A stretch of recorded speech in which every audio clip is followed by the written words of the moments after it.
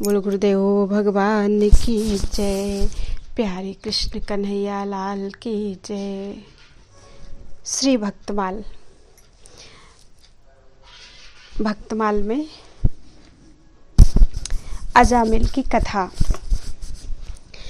श्री प्रियादास जी ने अजामिल की कथा संक्षेप में निम्न दो कवित्तों में वर्णन की है।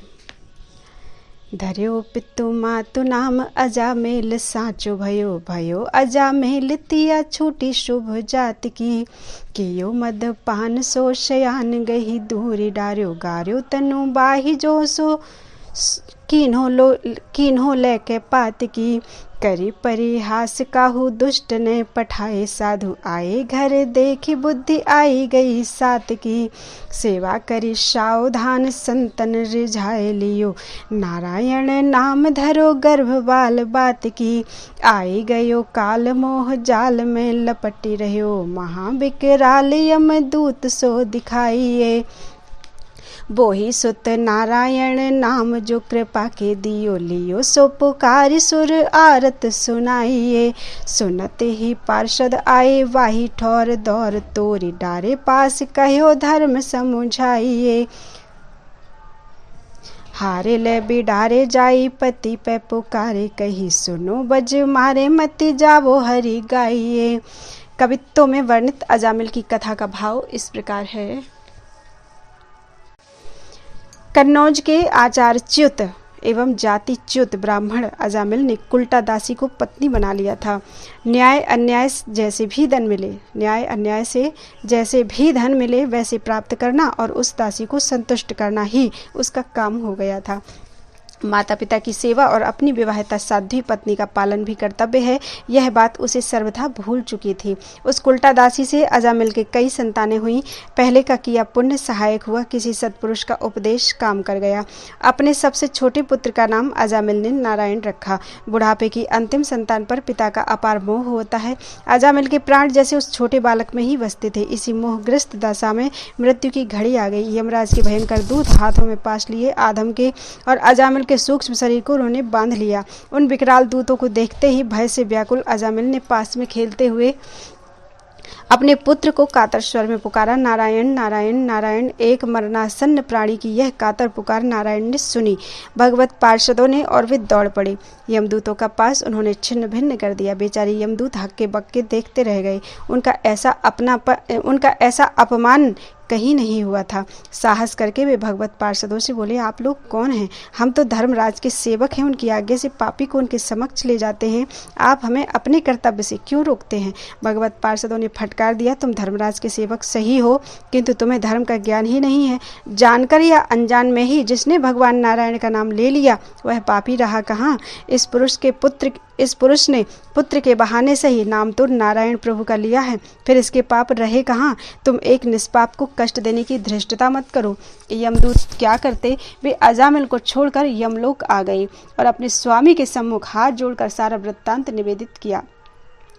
दूतों की बात सुनकर यमराज बोले, सेवकों, तुम लोग केवल उसी पापी जीव को लेने जाया करो जिसकी जीभ से कभी किसी प्रकार भगवान नाम ना निकला हो, जिसने कभी भगवत कथा ना सुनी हो, जिसके पैर कभी भगवान के पावन लीला स्थलों में ना गए हों, अथवा जिसके हाथों ने कभी भगवान के श्री विग्रह की पूजा ना की हो। षोडश पार्षद। विश्वक्सेन जय विजय प्रबल बल मंगलकारी नंद सुनंद सुभद्र भद्र जग आमय हारी चंड प्रचंड विनीत कुमुद कुमुदाच करुणालय शील सुशील सुसेन भाव भक्तन प्रतिपालय लक्ष्मीपति प्रीणन प्रवीण भजनानंद भक्तन सुहृद मोचित व्रति नित तह रहो जह नारायण पद पार्षद। विश्वक्सेन जय विजय प्रबल और बल ये भक्तों का मंगल करने वाले हैं। नंद सुनंद सुभद्र और भद्र ये भवरोगों को हरने वाले हैं। चंड प्रचंड कुमुद और कुमुदाक्ष ये परम विनीत तथा अति कृपालु हैं। शील सुशील और सुसेन ये भावुक भक्तों के प्रतिपालक हैं। ये 16 प्रधान पार्षद श्री लक्ष्मी नारायण की सेवा करके उन्हें प्रसन्न करने में परम चतुर हैं और भजनानंदी भक्तों के हितकारी हैं। मेरी चित्तवृत्ति सर्वदा वहाँ ही रहे जहाँ नारायण भगवान के पार्षद रहते हैं। प्रियादास जी ने एक कवित्त में 16 पार्षदों की महिमा का वर्णन इस प्रकार किया है। पार्षद मुख्य कहे 16 स्वभाव सिद्ध, सेवा ही की रिद्धि ही ये राखी बहु जोरी के। श्रीपति नारायण के प्रीणन प्रवीण, महाध्यान करें जन पाले भाव द्रग कोरि के। सनकादि दियो शाप प्रेरिके, दिवायो आप प्रगट होए कहो पियो सुधा जिमि घोरी के। गही प्रतिकूलताई जो पे यही मन भाई, याते रीति हद गाई धरी रंग बोरी के। श्री नाभा जी ने नारायण भगवान के मुख्य 16 पार्षद कहे। ये सहज स्वभाव से ही नित्य सिद्ध एवं नित्य मुक्त हैं। इन्होंने भगवत सेवा रूपी अनंत संपत्ति को हृदय में एकत्र कर रखा है। ये लक्ष्मीपति नारायण को प्रसन्न करने में परम चतुर हैं। सदा भगवान के ध्यान में मगन रहते हैं। प्रेम भाव से पूर्ण दृष्टिकोण से भक्तों का पालन करते हैं। स्वयं नारायण भगवान ने प्रेरणा करके सनकादिकों से जय विजय को 3 जन्म तक असुर होने का शाप दिलाया। फिर वहां प्रकट होकर बोले कि यह शाप मेरी इच्छा से हुआ है। यह सुनकर जय विजय ने शाप को अमृतपान के समान रुचिपूर्वक स्वीकार किया और कहा कि यदि आपको यही अच्छा लगता है तो अनुकूल सेवा सुख त्याग कर प्रतिकूल शत्रुभाव भी स्वीकार है। ऐसी रंगीली प्रीति की रीति धारण की, इससे इनकी उपासना की रीति अंतिम सीमा की कही गई है। भगवान श्री नारायण के पार्षद। भगवान नारायण के पार्षद असंख्य हैं। उनमें ये 16 पार्षद प्रमुख हैं जिनके नाम 26 में स्मरण किए गए हैं। इन पार्षदों का स्वरूप भगवान के ही तुल्य होता है। अंतर केवल श्री वत्स और कौस्तुभ का है। ये दोनों चिन्ह श्री भगवान के ही होते हैं, पार्षदों के नहीं। यथा प्रतीच्याम दिश्यभूदाद्भिः शंख चक्र गदाधरः आत्मतुल्यैः षोडशभिर्विना श्रीवत्स कौस्तुभो पर्योपासित मुनिन्द्र शरद अम्बुरुक्षेहणम रुहेक्षणम श्रीमद् भागवत का श्लोक है। अर्थात जब देवताओं ने इस प्रकार भगवान की स्तुति की तब शंख चक्र गदा पद्मधारी भगवान उनके सामने पश्चिम की ओर यानी अंतरदेश में प्रकट हुए। भगवान के नेत्र शरतकालीन कमल के समान खिले हुए थे। उनके साथ 16 पार्षद उनकी सेवा में लगे हुए थे। वे देखने में सब प्रकार से भगवान के समान ही थे।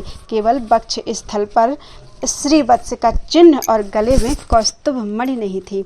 बल प्रबल नंद सुनंद भद्र सुभद्र कुमुद और कुमुदाक्ष की गणना वैष्णव द्वारपाल के रूप में की जाती है। यथा नंदादयो अष्टो द्वास्थाश्च तेणिमाद्या हरेर गुणा, अर्थात भगवान के स्वाभाविक गुण अणिमा महिमा आदि 8 सिद्धियों को ही नंद सुनंद आदि 8 द्वारपाल कहते हैं। भगवान के प्रधान पार्षद श्री विश्वक्सेन जी हैं। वे 5 रात्रादि आगम रूप हैं। विश्वक्सेन स्तंत्र मूर्ति विदितः पार्षदाधिपः। श्री वैकुंठ धाम में भगवान विष्णु के मणिमय प्रसाद के पश्चिम द्वार पर जय विजय द्वार की रक्षा में तत्पर रहते हैं। पूर्व के दरवाजे पर चंड और प्रचंड, दक्षिण द्वार पर भद्र और सुभद्र तथा उत्तर के दरवाजे पर धाता और विधाता नाम के द्वारपाल रहते हैं। कुमुद और कुमुदाक्ष की गणना वैकुंठ के मध्य में स्थित अयोध्या नगरी के दिक्पालों में भी की जाती है। भगवान सर्वशक्तिमान हैं, अजेय हैं, पर उनके नित्य पार्षद उनकी रक्षा और सेवा में तत्पर रहते हैं। श्रीमद् भागवत में वर्णन है कि जब वैष्णव पार्षदों ने देखा कि बलि के अनुचर दैत्यों ने वामन भगवान को मारने के लिए अस्त्र शस्त्र उठा लिए, तब उन्होंने भी हंसकर अपने अस्त्र उठा लिए, असुरों को रोक दिया। नंद सुनंद जय विजय बल प्रबल कुमुद कुमुदाक्ष विश्वक्सेन गरुण जयंत श्रुतदेव पुष्पदंत सात्वत आदि भगवत पार्षद 10-10 हजार हाथियों का बल रखते हैं। यथा इत्यायुधानि जग्रहु बलेरनुचरासुराः ते सर्वे वामनं हन्तुं शूलपट्टिस्पाणयः अनिच्छतो बले राजन् प्राद्रवञ्जात मन यवः तानभिद्रवतो दृष्ट्वा दितिजानीकपान् नृप। प्रहस्यानुचरा विष्णोः प्रत्यसेधनु दायुधा नंदः सुनंदोऽथ जयो विजयः प्रबलो बलः कुमुदः कुमुदाक्षश्च विश्वक्सेनः पतर्त्रिराट् जयन्तः श्रुतदेवश्च पुष्पदन्तोऽथ सात्वतः सर्वे नागायुतप्राणाश्चमूं ते जघनुः आशुरीम। श्रीमद् भागवत के श्लोक हैं। जो भी गलतियां हो जाएं क्षमा कीजिएगा, मुझको नहीं आती संस्कृत। जैसे भगवान भक्तों के लिए मंगलकारी, आमयहारी, करुणालय, प्रतिपालक तथा सुहृद हैं, वैसे ही भगवत पार्षद भी इन समस्त सद्गुणों से युक्त हैं। अजामिल के प्रसंग में ये सभी गुण चरितार्थ दिखते हैं। यथा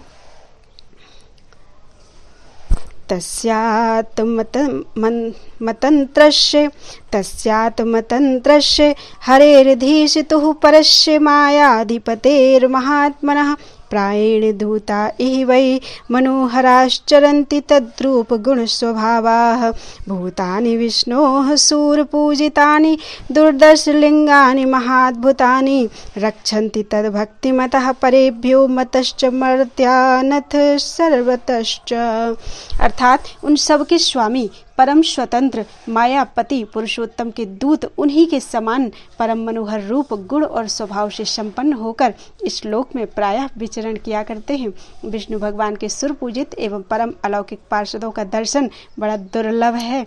वे भगवान के भक्त जनों को उनके शत्रुओं से, मुझसे और अग्नि आदि सब विपत्तियों से सर्वदा सुरक्षित रखते हैं। हरिवल्लभ यानी भगवान के प्रिय भक्त। कमला गरुण सुनंद आदि षोडश प्रभु पदरति हनुजमवंत सुग्रीव विभीषण सबरी खगपति ध्रुव उद्धव अम्बरीश विदुर अक्रूर सुदामा चंद्रहास चित्रकेतु ग्राह गज पांडव नामा कौशारव कुंती बधु पट ऐचत लज्जा हरि बल्लभ सब प्रार्थों जिन चरण रेणु आशा धरी। श्री लक्ष्मी जी, गरुण जी, सुनंद आदि 16 पार्षद, हनुमान जी, जाम्बवान जी, सुग्रीव जी, विभीषण जी, श्री सबरी जी, खगपति जटायु जी, ध्रुव जी, उद्धव जी, अम्बरीश जी, विदुर जी, अक्रूर जी, सुदामा जी, चंद्रहास जी, चित्रकेतु जी, ग्राह, गजेंद्र, पांडव, युधिष्ठिर, भीमसेन, अर्जुन, नकुल, सहदेव यानी 5 पांडव, श्री मैत्रेयी जी, कुंती जी और द्रौपदी जी जिनकी लज्जा दुशासन के वस्त्र खींचते समय भगवान ने रखी, इन सबकी प्रभु के पाद पद्मों में प्रीति है। इन हरि के प्यारे भक्तों की प्रार्थना करता हूँ। इनके चरणों की रज को प्राप्त करने की आशा मन में धारण की है। श्री प्रियादास जी ने भगवान के प्रिय भक्तों की महिमा निम्न कवित्तों में वर्णित की है। हरि के जे बल्लभ हैं दुर्लभ भुवन मांजते नहीं की। तर्ज गड़बड़ हो गई, फिर से पढ़ देती हूँ। हरि के जे बल्लभ हैं दुर्लभ भुवन मांजते नहीं की पद रेणु आशा जी करी है। योगी यति तपिता सो मेरो कछु काज नहीं प्रीति पर तीति रीति मेरी मति हरि है। कमला गरुण जाम्बवान सुग्रीव आदि सवै स्वाद रूप कथा पोथिन में धरी है। प्रभु सो सचाई जग की रति चलाई अति मेरे मन भाई सुखदाई रस भरी है।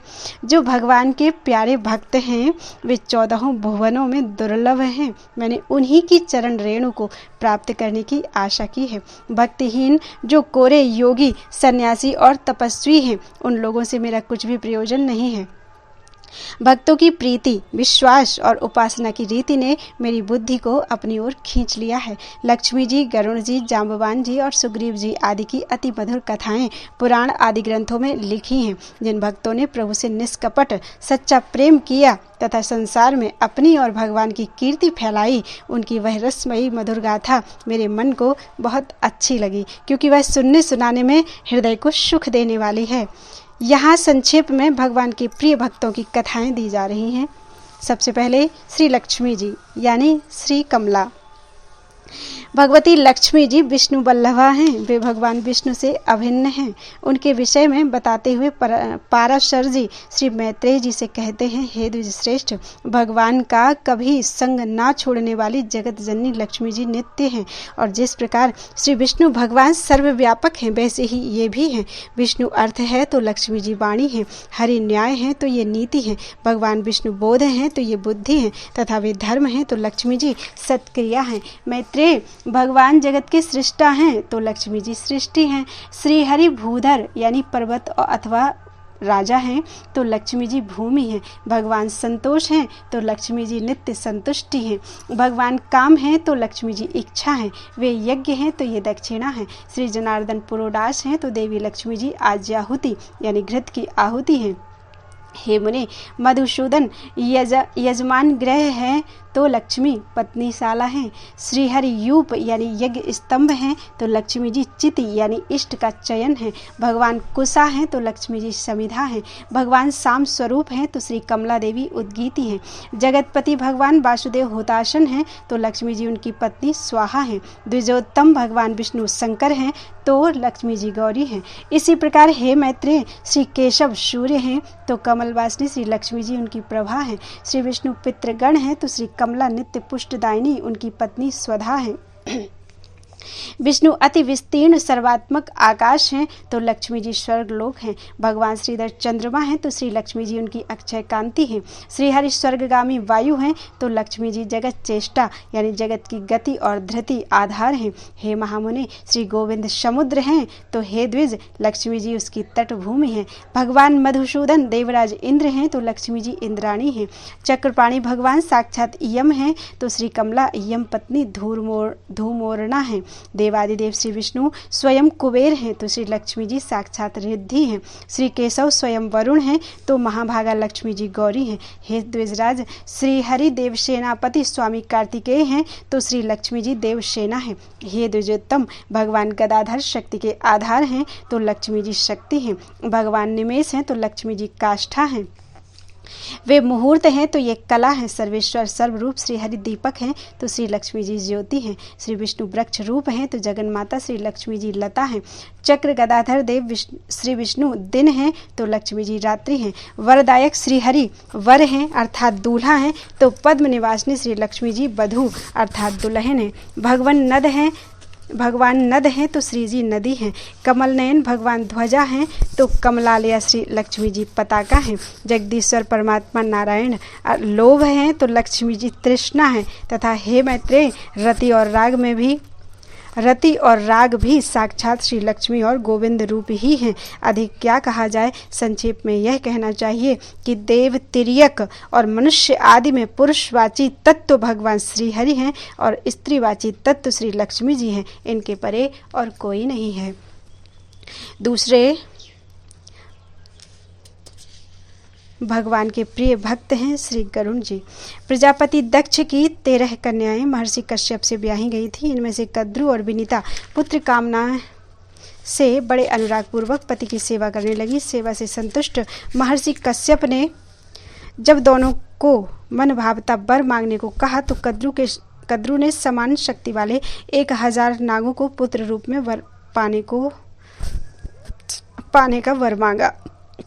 विनीता ने कद्रु के पुत्रों से सभी गुणों में श्रेष्ठ केवल 2 पुत्रों का वर मांगा। ऋषि ने एवमस्तु कहा। फलस्वरूप कालांतर में कद्रु ने 1000 और विनीता ने 2 अंडे दिए।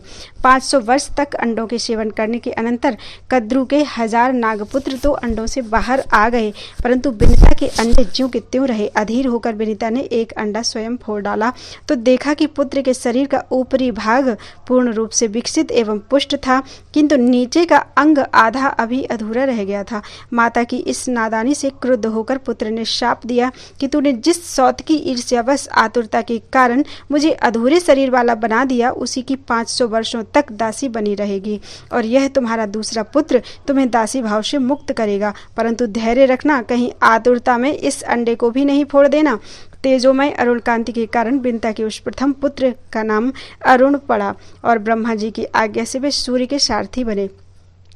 तदनंतर समय पूरा होने पर श्री गरुड़ जी का जन्म हुआ। उस समय वे प्रलय काल की अग्नि के समान प्रज्वलित एवं प्रकाशित हो रहे थे। श्री गरुड़ जी के तेज को न सह सकने के कारण देवताओं ने उनकी स्तुति की तो इन्होंने अपना तेज समेट लिया। कद्रु और कद्रु पुत्र नागों के द्वारा बार बार दासवत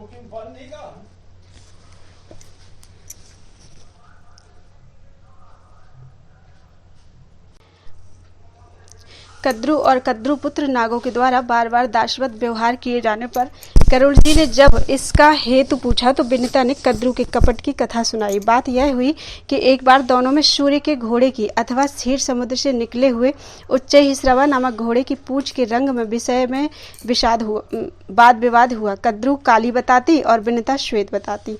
अंततः गत्वा यह निश्चय हुआ कि जिसकी बात झूठी निकले वह दूसरे की दासी होकर रहे।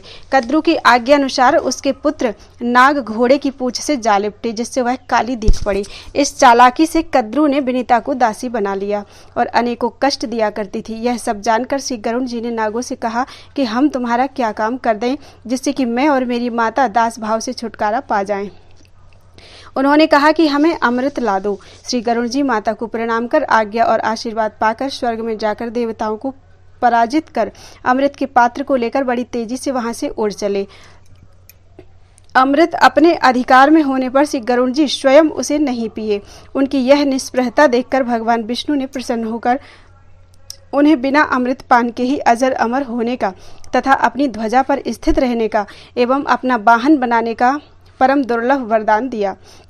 अमृत का अपहरण करके लिए जाते देखकर देवेंद्र ने रोष में भरकर श्री गरुड़ जी के ऊपर वज्र का आघात किया, परंतु भगवान ने वर पाकर अजर अमर हुए गरुड़ जी ने तो वज्र की मर्यादा रखने के लिए मुस्कुराकर अपना एक पंख मात्र गिरा दिया।